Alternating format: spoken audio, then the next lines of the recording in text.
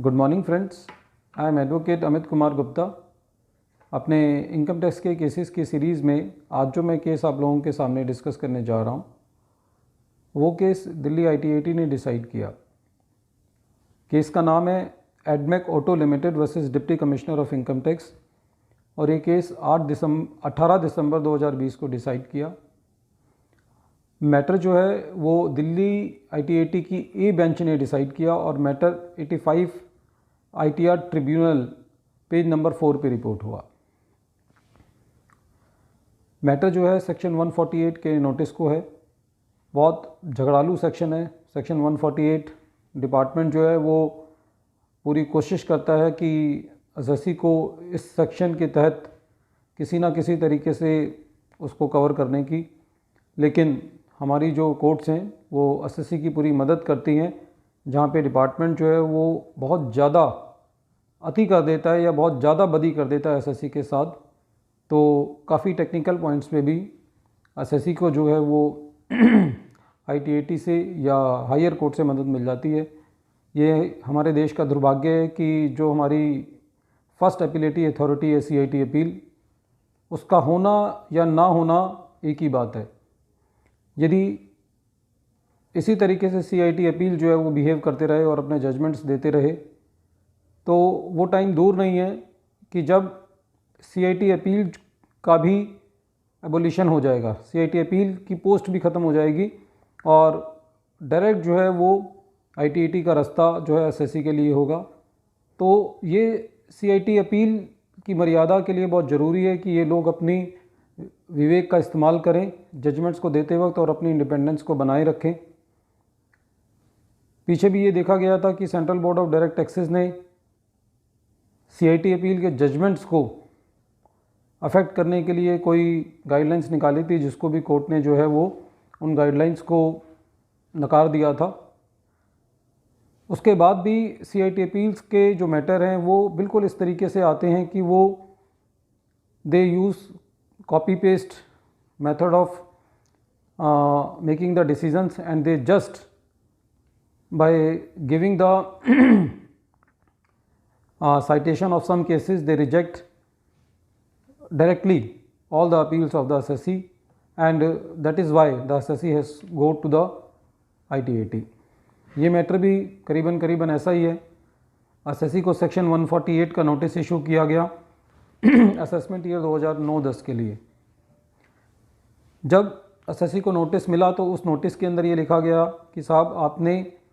60 लाख की entry lease हैं, जिसका डिपार्टमेंट जो है वो आपके इनकम में ऐड करना चाहता है सेक्शन 68 के अंदर। एसएससी ने इस सेक्शन 148 के नोटिस के जवाब में डिपार्टमेंट से ऑब्जेक्शंस रेज करे और असेसिंग ऑफिसर ने उन ऑब्जेक्शंस का जवाब देना भी सही नहीं समझा। और जब असेसिंग ऑफिसर साहब अपना ऑर्डर बना रहे थे तो ऑर्डर में ही उन्होंने इस बात को लिख दिया कि मैं आपके ऑब्जेक्शंस को इसलिए नहीं मानता। कहने का मतलब ऑब्जेक्शंस को अलग से डिस्पोज ऑफ नहीं किया, ऑब्जेक्शन का जो ऑर्डर था वो भी अपने मेन ऑर्डर में ही मर्ज कर दिया। एसएससी जो है वो CIT अपील साहब के पास गया और ये कहा कि साहब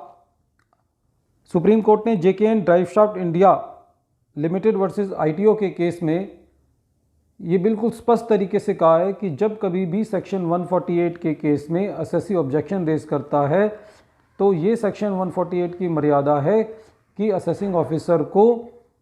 एसएससी के ऑब्जेक्शंस को डिस्पोज ऑफ करना ज़रूरी है। लेकिन इस केस में असेसिंग ऑफिसर साहब ने उसके ऑब्जेक्शंस को डिस्पोज ऑफ नहीं किया था, अपने ऑर्डर में मर्ज कर दिया था। जैसा कि हमेशा होता है CIT अपील साहब ने एसएससी की बात नहीं मानी और AO साहब के ऑर्डर को अपेल रखा। अब जो एग्रीड पार्टी थी SSC, उसने ITAT का दरवाज़ा खटखटाया और ITAT ने जब रिकॉर्ड का अध्ययन किया तो उन्होंने ये पाया कि AO साहब ने SSC के ऑब्जेक्शंस को डिस्पोज ऑफ नहीं किया है अलग से और उन्होंने अपने ऑर्डर में इसको मर्ज कर दिया है, जो कि सुप्रीम कोर्ट के ऑर्डर का डायरेक्ट उल्लंघन है और उसी को बेस लेते हुए जेके एंड राइट इंडिया लिमिटेड के केस को बेस लेते हुए ITAT ने असेसमेंट को जो है वो इनवैलिड करार कर दिया। फ्रेंड्स, इस केस को डिस्कस करने का जो मेरा मेन मकसद है वो ये है कि कई बार हम मेरिट पे लड़ रहे होते हैं, लेकिन डिपार्टमेंट ने कोई ऐसी गलती की हुई होती है जिसकी वजह से हम टेक्निकल ग्राउंड्स पे भी जीत सकते हैं। इस केस में एक और पहलू ये था कि जब SSC को नोटिस इशू किया गया तो उसको ये कहा गया कि साहब आपने 60 लाख रुपए की एंट्री ली है, लेकिन जब असेसमेंट ऑर्डर पास किया गया तो उसमें ये था खाली 50 लाख की एडिशन की गई। तो दिल्ली ITAT ने ये बात भी कही कि 60 लाख रुपए का नोटिस भेज के 50 लाख की एडिशन करने का मतलब भी ये है कि SSC ने नोटिस इशू करते, असेसिंग ऑफिसर साहब ने नोटिस इशू करते वक्त अपना दिमाग नहीं लगाया और उनके पास प्रॉपर रीजंस टू बिलीव नहीं थे नोटिस इशू करने के लिए।